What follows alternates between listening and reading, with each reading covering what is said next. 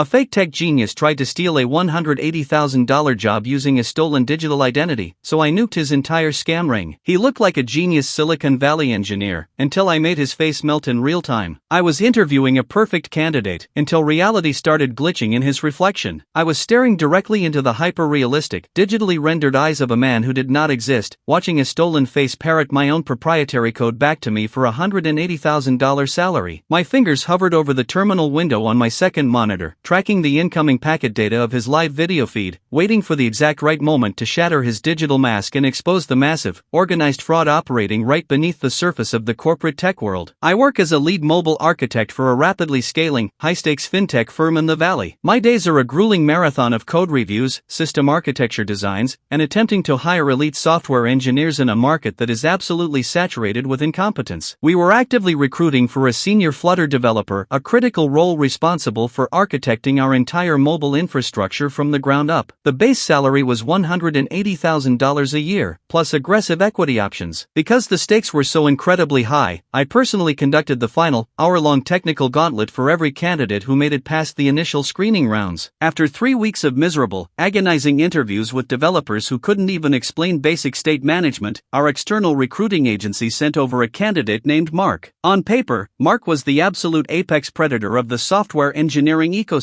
His resume read like a Silicon Valley fairy tale. He claimed to have spent 4 years as a senior engineer at a major rideshare company, followed by a stint at a top-tier crypto exchange. His GitHub profile was flawlessly curated, boasting an unbroken wall of green contribution squares and repositories filled with immaculate, heavily documented code. He had breezed through our automated coding assessments and the behavioral screen with HR. Everyone on the executive board was practically salivating to get him an offer letter. But I am an architect who specializes in AI-assisted creative workflows and mobile rendering engines. I spend my life studying the exact intersection between human behavior and digital interfaces. When I finally logged into the secure video conferencing link for our technical deep dive on a gloomy Tuesday afternoon, the alarm bells in my subconscious immediately began to violently ring. Mark appeared on my screen, sitting in what looked like a pristine, minimalist home office. He was wearing a dark, expensive-looking crewneck sweater and sleek, thick-rimmed rectangular glasses. His hair was perfectly styled, and his lighting was immaculate, casting a soft, professional glow across his cheekbones. He looked exactly like the kind of brilliant, high-priced talent you'd expect to find nursing a pour-over coffee in a San Francisco startup incubator. He was perfect. He was entirely, fundamentally, and mathematically too perfect. "Hey Noah, great to finally meet you," Mark said, his voice deep, resonant, and projecting a smooth, undeniable confidence. "I've been reviewing the fintech architecture you guys published on your engineering blog. Really elegant implementation of the blot pattern for your data streams." "Thanks, Mark," I replied, my eyes narrowing just a fraction of a millimeter as I leaned closer to my primary monitor. "It took us a while to get the caching layer right, but it's holding up under load." As we progressed through the first 20 minutes of the interview, his technical explanations were absolute textbook perfection. He effortlessly rattled off the optimal ways to manage memory leaks in the dark virtual machine, how to structure multi-threaded isolates for heavy data parsing, and the nuances of asynchronous dependency injection. He was delivering a masterclass, but my eyes weren't focused on his mouth. They were focused on his glasses. I use 3 massive, 32-inch curved 4K monitors in my home office. When I look at a candidate on a high-definition video feed, I can see the granular details of their environment. Mark was currently sharing his screen with me to demonstrate a conceptual architecture flow. His screen was a stark, blazing white digital whiteboard. Yet, the micro-reflections dancing across the sleek lenses of his rectangular glasses were displaying a dark, terminal-style interface with jagged green lines of code. The physics of light in his room were completely broken. The light reflecting off his face was not the light being emitted by the monitor he was supposedly looking at. I felt the heat rising in my neck and my vision went blurry with a terrifying, adrenaline-fueled realization as I scrutinized his facial movements. When human beings speak, our faces are a chaotic symphony of micro-expressions. We possess subtle asymmetrical twitches, tiny involuntary movements of the jaw, and completely erratic blinking patterns. Mark had none of that. Worse yet, his eyes possessed the uncanny, terrifyingly perfectly centered gaze that is the absolute hallmark of a real-time generative adversarial network, or a GAN. No matter how he tilted his head, his pupils remained flawlessly, digitally locked onto the camera lens, dead center, compensating for the physical angle in a way a human eye simply cannot do. This wasn't just a candidate reading from a script. This was a highly advanced, real-time deepfake. I opened a private browser tab on my vertical monitor and quickly ran a reverse image search on a screenshot I discreetly snapped of his face. The search engine thought for exactly 3 seconds before spitting out a LinkedIn profile with over 40,000 followers. The face staring back at me didn't belong to Mark. It belonged to David, a very real, very famous senior staff engineer who currently worked at Google. The scammer had scraped David's conference keynotes, his podcast appearances, and his YouTube tutorials to train a high-fidelity facial replacement model and a real-time voice cloning algorithm. The scammer had literally stolen a real, breathing human being's entire physical identity and professional career to bypass our corporate security screenings and steal a massive salary. I didn't end the call. I didn't alert HR. I am a cybersecurity and systems architect, and if someone brings a digital weapon into my interview room, I am going to systematically dismantle them on live video. Alright, Mark, your theoretical knowledge is absolutely stellar, I said, keeping my voice terrifyingly calm and encouraging. Let's transition to the live coding segment. I've sent you a link to our collaborative sandbox. I want you to optimize a specific Dart function that handles rapid, infinite list rendering for our transaction history screen. We've been hitting some nasty frame drops on older Android devices. Absolutely, Noah, the cloned, buttery voice responded. Infinite scrolling optimization is my bread and butter. Let me pull up the sandbox. He shared his coding environment. The prompt I gave him was notoriously difficult, a brutal architectural puzzle that involved pre-caching network images and managing memory disposal within a complex widget tree. A normal senior engineer would take at least 10 minutes just to map out the logic. Mark didn't map out anything. For 30 seconds, his screen was completely still. Then, in one massive, instantaneous burst, a massive block of perfectly formatted, highly complex Dart code violently materialized in the editor. He hadn't typed it. He had copy-pasted it from a hidden buffer on his local machine. I stared at the code, a cold, hollow laugh echoing silently in my chest. He didn't just paste an answer from a generic Stack Overflow thread. I recognized the extremely unique variable naming conventions. I recognized the highly idiosyncratic way the error handling closures were structured. He had pasted a proprietary chunk of architecture directly from an open-source Flutter package I had personally authored and published to the global repository 2 years prior. The absolute, unmitigated audacity of this digital phantom was staggering. He was using my stolen code, filtered through a stolen face, to steal a job from my company. Wow, I whispered, leaning into my microphone, letting a thick layer of false admiration coat my words. That is an incredibly elegant solution, Mark. The way you isolated the memory disposal state. I've rarely seen that. Interesting approach. Where exactly did you learn that specific architecture? Oh,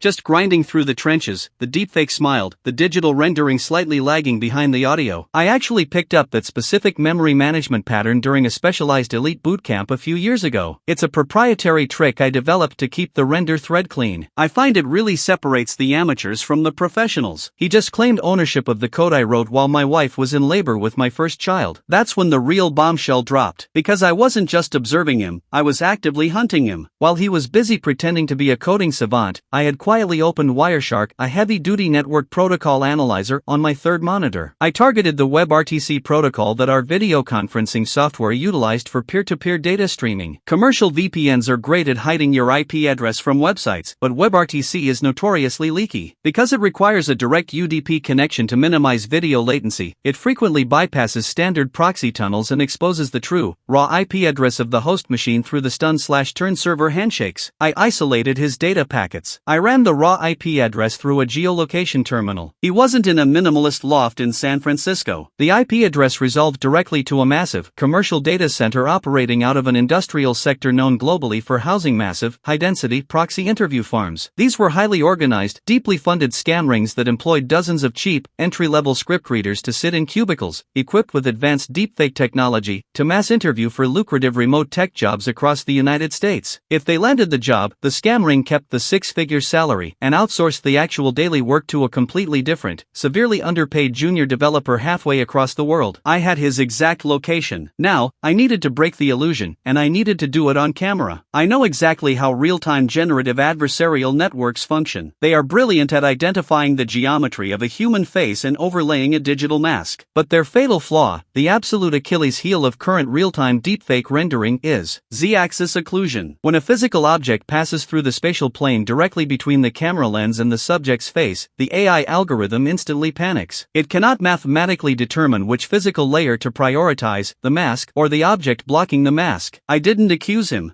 I manipulated him. Mark, this code is fantastic, but I'm seeing some weird chromatic aberration on your video feed, I said, adopting the mildly annoyed, highly technical tone of an IT administrator troubleshooting a bad connection. Your video is stuttering on my end, and I need to record this session for HR compliance. Can we quickly recalibrate your contrast? Sure, the voice clone model replied, a tiny microfraction of hesitation bleeding through the confident facade. What do you need me to do? My connection shows green on my end. It's a focal length issue with your webcam's autofocus. I lied flawlessly, my heart pounding a heavy, rhythmic beat against my ribs. Just grab that white coffee mug sitting on your desk. Hold it up, and move it slowly in a figure-8 pattern directly between your face and the camera lens. It'll force the optical sensor to reset the depth of field and recalibrate the lighting contrast. Silence hung in the digital air. The deepfake stared at me, its dead, perfectly centered eyes burning into my screen. He knew it was a strange request, but he also knew he was 5 minutes away from securing a $180,000 offer, and refusing a simple IT request from the lead architect would instantly flag him as uncooperative. He made the fatal calculation. He reached off-screen. Like this, the voice asked. A heavy ceramic coffee mug entered the frame. The absolute exact millisecond the physical mug crossed the bridge of his digital nose, the entire sophisticated illusion violently, catastrophically collapsed. The AI algorithm desperately tried to map the facial structure of the Google engineer onto the curved, white surface of the ceramic mug. The Silicon Valley veteran face suddenly smeared across the screen like a digital oil painting caught in a hurricane. His right eye stretched to the size of a baseball, violently warping over the rim of the cup. The pristine jawline dissolved into a jagged, pixelated mess of horrifying, jagged artifacting. For 3 glorious, heart-stopping seconds, the digital mask completely dropped. The fake background vanished. The pristine San Francisco loft was entirely replaced by the brutal, harsh reality of his actual environment. I was staring directly into a dingy, severely cramped cubicle with cheap, peeling drywall. Under the harsh glare of flickering fluorescent lights sat a young, sweating man wearing a cheap plastic headset. Behind him, in the unfiltered background, I could clearly see 3 other identical cubicles. Inside them, 3 other young men were wearing the exact same headsets, their mouths moving rapidly as they actively scammed 3 other tech companies using 3 different stolen faces. Your GAN is severely misaligned, buddy, I whispered, my voice dripping with absolute, lethal contempt as the scammer physically dropped his coffee mug in sheer, unadulterated panic. And for the record, when you steal proprietary code for a live technical interview, you might want to make sure the author of the open source package isn't the lead architect conducting your evaluation. No, wait, my camera, the man screamed, his actual voice bleeding through the microphone, completely devoid of the deep, buttery resonance of the voice clone. He sounded terrified, frantic, his hands desperately clawing at his keyboard. You don't have a camera issue. You have a felony wire fraud issue, I hissed, the heat of the moment completely taking over. I have your raw IP address. I have the commercial lease registration for your server farm. I have the unencrypted packet logs of your WebRTC connection. I am terminating this call, and I am sending this entire unedited video file to the Cybercrimes Division. Do not ever apply to my company again. I didn't give him a single second to respond. I slammed my mouse down, terminating the connection. The video feed snapped to black, leaving my home office in absolute, deafening silence. I sat back in my heavy ergonomic chair, my chest heaving, adrenaline flooding my nervous system like battery acid. I had just gone hand-to-hand with the bleeding edge of corporate cyber fraud, and I had completely decimated their infrastructure. But I wasn't finished. Terminating his application wasn't enough. I needed to salt the earth so nothing could ever grow there again. I spent the next 2 hours meticulously compiling a digital warhead. I scrubbed the video of our interview, censoring the actual scammer's real face to avoid any bizarre privacy lawsuits, but completely exposing the moment the deepfake violently smeared across the coffee mug. I pulled screenshots of my own open source code next to his copy-pasted bootcamp solution. I compiled the raw IP routing logs proving the existence of the massive proxy farm. I opened LinkedIn, the absolute epicenter of corporate networking. I drafted a massive, highly detailed expose titled, The Latent Space Trap, How a Deepfake Proxy Farm Tried to Steal $180,000 from My Company Today. I didn't just post the video. I explicitly tagged David, the brilliant Google engineer whose face and voice had been non-consensually harvested to build the digital mask. I tagged the recruiting agency that had blindly forwarded us the candidate without running a basic localized packet sniff. I provided a brutal, step-by-step masterclass on how recruiters can easily weaponize the Z-axis perspective shift by forcing candidates to pass objects in front of their faces to instantly break real-time GANs. I hit publish. The fallout was completely, undeniably nuclear. By the time I woke up the next morning, my phone was a brick of solid, unceasing notifications. The LinkedIn post had amassed over 4 million views. It was being frantically shared by CTOs, lead engineers, and technical recruiters across the entire entire global industry. David, the Google engineer, reached out to me directly in my private messages. He was horrified but incredibly grateful. He had been dealing with bizarre reports of his face being used in random remote interviews for months but had absolutely no way to prove it or track the source. My unencrypted packet logs gave his corporate legal team the exact physical server location they needed to file a massive, international cease and desist against the fraudulent IP block. The recruiting agency that sent us the candidate was absolutely humiliated. In a desperate attempt to save their massive enterprise contracts, they fired the junior screener who had approved Mark and instituted a mandatory, platform-wide policy requiring all high-level technical candidates to complete a physical occlusion calibration at the start of every single video interview. Within 24 hours, the scam ring's entire digital infrastructure was burned to the ground. The Mark persona, along with dozens of other highly curated fake profiles tied to their specific server farm, were permanently blacklisted and scrubbed from GitHub, LinkedIn, and every major job board on the internet. As for me, the viral explosion of the incident fundamentally changed the trajectory of my career. I used the massive influx of attention to launch my own YouTube channel dedicated exclusively to cybersecurity, technical architecture, and exposing the dark underbelly of AI-assisted corporate fraud. My first video was a 40-minute, highly technical breakdown of the interview, complete with a tutorial on how I used Wireshark to pull the raw IP data from the WebRTC leak. I gained 50,000 highly engaged, technically literate subscribers in a single week. I am currently using the ad revenue and the massive influx of consulting requests to actively code and package a proprietary deepfake detection enterprise tool designed specifically for HR departments, a tool that automatically flags irregular facial rendering and audio desensing in live video feeds. I am building a fortress to ensure that the ghost in the machine never steals another hardworking engineer's livelihood. Am I the monster here for deliberately manipulating his software to publicly humiliate him, exposing an entire international fraud ring to millions of people, or did he get exactly the brutal, high-tech digital execution he deserved for trying to steal my code with a stolen face?